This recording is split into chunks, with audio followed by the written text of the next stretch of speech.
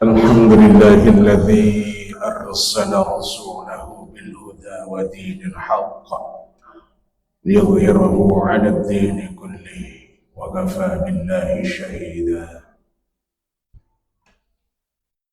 أشهد أن لا إله إلا الله وحده لا شريك له إياك نعبد وإياك نستعين. وأشهد أن سيدنا محمدا عبده ورسوله لا نبي بعده. اللهم صل وسلم وبارك على سيدنا محمد وعلى آله وأصحابه أجمعين، أما بعد. فيا أيها المسلمون، أوصيكم ونفسي بتقوى الله وطاعته لعلكم تفلحون. معاشر muslimin, sidang Jumat rahimakumullah. Alhamdulillah, sampai dengan Jumat siang hari ini, tanggal 17 Oktober tahun 2025,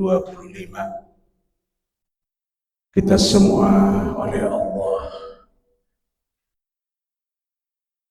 dengan kudrat dan iradat Allah, dengan kuasa Allah, dengan pertolongan Allah, pada Jumat siang hari ini bisa hadir memenuhi undangan Allah, yaitu untuk melaksanakan kewajiban kita selaku muslim, yaitu ibadah salat Jumat. Salawat dan salam kita haturkan kepada manusia termulia, manusia panutan seluruh dunia, yaitu Nabi Yuna Rasulullah Muhammad sallallahu alaihi wasallam. Ma'asyiral muslimin, sidang Jumat rahimakumullah, di atas mimbar ini khatib berkewajiban menyampaikan wasiat, yaitu berupa takwa. Marilah kita terus berjuang dengan istiqomah untuk meningkatkan prestasi kualitas keimanan dan ketakwaan kita kehadirat Allah Subhanahu wa ta'ala. Takwa dalam arti menjalankan seluruh perintahnya dan menjauhi semua larangan-larangannya. Ma'asyiral muslimin, sidang Jumat rahimakumullah. Judul khutbah pada kesempatan Jumat siang hari ini yang akan khatib sampaikan yaitu ada 3 amalan yang paling dicintai oleh Allah Subhanahu wa ta'ala. Saya ambil sebuah hadis dari kitab Lu'lu' wal Marjan atau kitab kumpulan hadis sahih Bukhari Muslim. Pada suatu ketika ada seorang sahabat Nabi yang bernama Abdullah bin Mas'ud. Beliau pernah bertanya kepada Rasulullah sallallahu alaihi wasallam, "Ya Rasulullah, ayyul a'mal ahabbu ilallah?" Ya Rasulullah, adakah suatu amalan yang paling dicintai oleh Allah? Jawab Rasulullah, ada. Ada 3 amalan yang paling dicintai oleh Allah. Apa saja 3 amalan tersebut? Mari kita simak bersama. Yang pertama, kata Nabi, amalan yang paling dicintai oleh Allah, as-salatu ala waqtiha. Salat tepat pada waktunya. Maksudnya apa ini salat tepat pada waktunya itu? Yang dimaksud dengan salat tepat pada waktunya adalah salat berjamaah di masjid. Dijamin kalau sholat berjamaahnya di masjid, ikut bersama muadzin dan imam di masjid, pasti sholatnya tepat waktu. Tidak mungkin masjid azannya orang lain sudah azan 2 jam kemudian baru azan, tidak mungkin. Dijamin kalau kita sholatnya ikut berjamaah ke masjid atau musola terdekat, pasti sholatnya tepat waktu. Jadi secara garis besar, as-salatu ala waqtiha di sini adalah sholat berjamaah. Itulah amalan yang paling dicintai oleh Allah dan juga oleh Rasulullah. Dan sholat berjamaah ini ditempatkan di urutan yang pertama. Karena memang posisinya berat, apalagi yang punya pekerjaan berat, kesibukannya banyak. Demi Allah, nggak mudah itu. Yang nganggur saja malas, apalagi yang pekerjaannya sibuk. Makanya diletakkan di urutan yang pertama, as-salatu ala waqtiha. Kemudian yang kedua, amalan yang paling dicintai oleh Allah, yaitu birrul walidain, berbakti kepada kedua orang tua kita. Allah sendiri yang berfirman di dalam surah An-Nisa ayat 36, A'udzu billahi minasyaitonir rajim. Bismillahirrahmanirrahim. Wa'budullaha wa la tusyriku bihi wa'budullaha wa la tusyriku bihi syai'an wa bil walidaini ihsana ila akhir ayat. Wa'budullah, sembahlah Allah, wa la tusyriku bihi syai'an, jangan engkau sekutukan Allah dengan sesuatu apapun.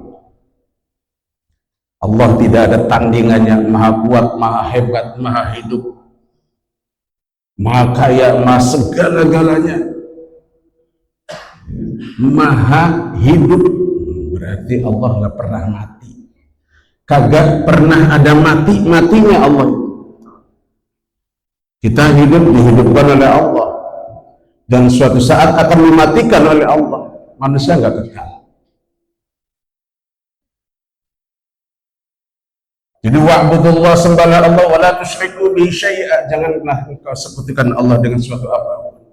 Wa bil walidaini ihsana, dan berbaktilah kepada kedua orang tua kita. Ini Allah langsung yang nyuruh.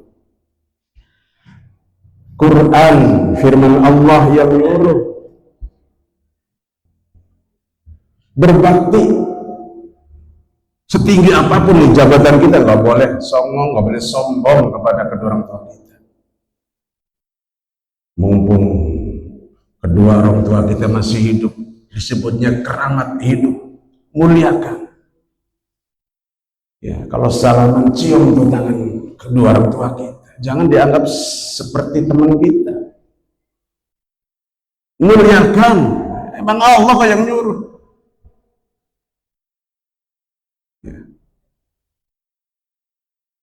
Sesuai perintah Allah tadi. Kalau kita ingin anak-anak kita juga memuliakan kita, kitanya dulu kasih contoh, muliakan. Sekarang ini mumpung kita masih hidup, orang tua kita senangnya apa, kesukaannya apa, hobinya apa, beliin. Kalau kita emang mampu. Walaupun orang tua kita beli sendiri juga mampu, tapi beda kalau dikasih dari anak.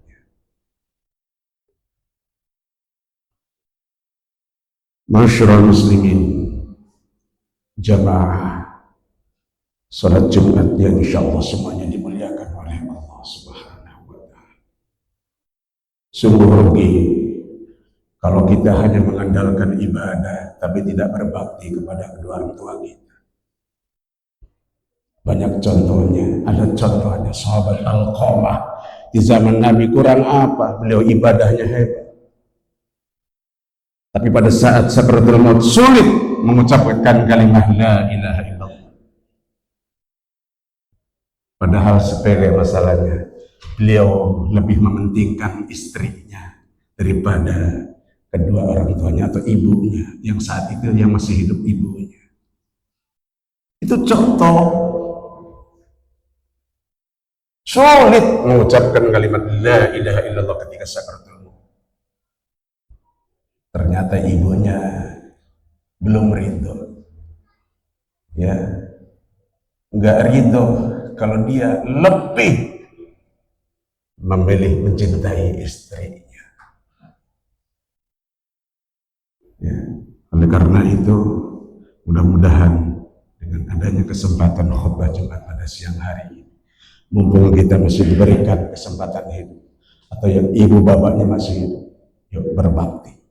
Kalau sudah wafat, doakan minimal Fatihah, Al-Ikhlas, Al-Falaq, An-Nas setiap selesai sholat.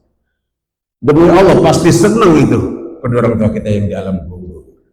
Karena orang wafat, orang yang sudah meninggal tidak butuh uang lagi, tidak butuh makanan lagi, kecuali kiriman doa dari anak-anaknya. Dan yang terakhir, amalan yang paling dicintai oleh Allah dan Rasulnya, yaitu al-jihadu fi sabilillah. Ya, ini hadisnya Bukhari Muslim, hadis sahih. Berjihad di jalan Allah, berperang di jalan Allah, ini pengertiannya apa? Jangan sampai salah kaprah, ya, ngebom sana ngebom sini atas nama Islam, nggak jelas tuntunannya, dianggapnya perang. Nggak boleh begitu. Islam jelas arahannya, aturannya, prinsipnya jelas. Udah nggak usah jauh-jauh, perangi hawa nafsu yang ada pada diri kita. Contoh, malas berjamaah ke masjid, malas berjamaah ke musola, perangi. Itu jihad, perang di jalan Allah.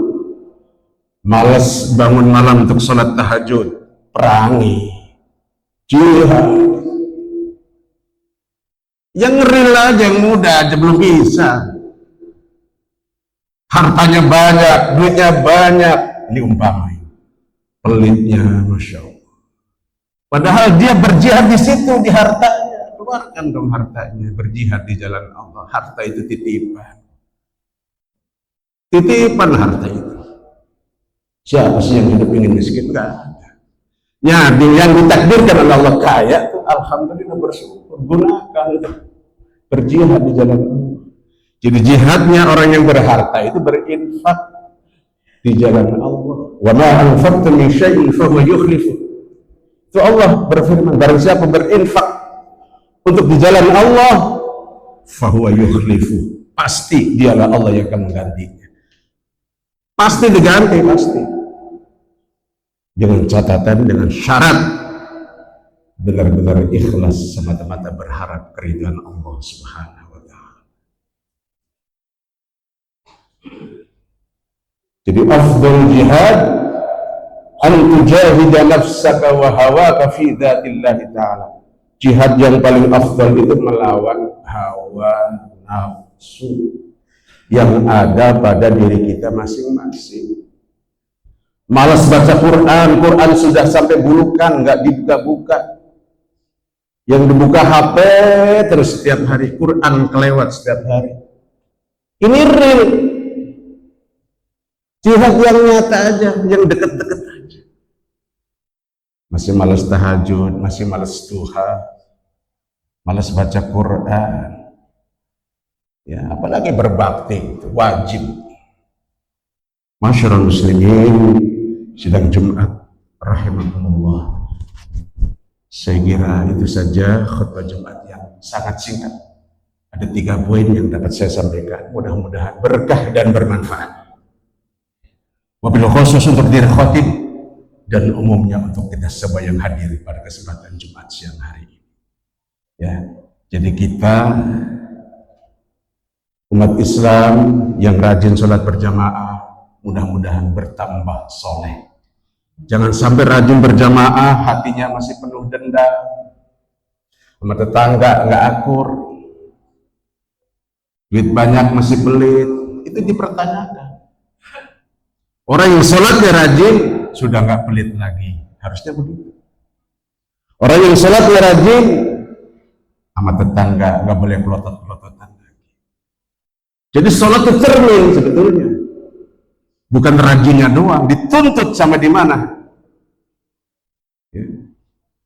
Sholatnya hablum minallah, di luar sholat hablum minannas. Jadi sholat itu sebetulnya bukan 5 menit, bukan 10 menit. Yang paling lama itu sholat di luar sholat. Itu yang paling lama. Jadi orang yang sholat nggak boleh ngacok ngomongnya, nggak boleh bohong. Di luar sholat pun sama, nggak boleh bohong, nggak boleh ngacok ngomongnya. Itu. Jadi sholat yang paling lama, sholat di luar sholat. Itu yang paling hebat. Ya, sama tetangga baik. Itu namanya sholat di luar sholat. Mengaplikasikan sholat itu yang paling berat. Ya, orang Islam kalau Islamnya benar nggak akan korupsi. Itu di luar sholat adanya, bukan di dalam sholat. Saya kira itu saja. A'udzubillahi Bismillahirrahmanirrahim.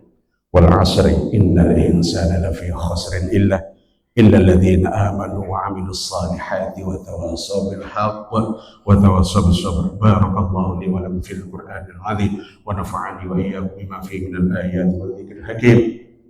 Wa taqabbal minni wa minkum tilawatahu innahu huwal ghafurur rahim. اللهم صل على سيدنا محمد وعلى آل سيدنا محمد. Bismillahirrahmanirrahim. Qul huwallahu ahad, Allahu samad. Qul huwallahu ahad, Allahu samad.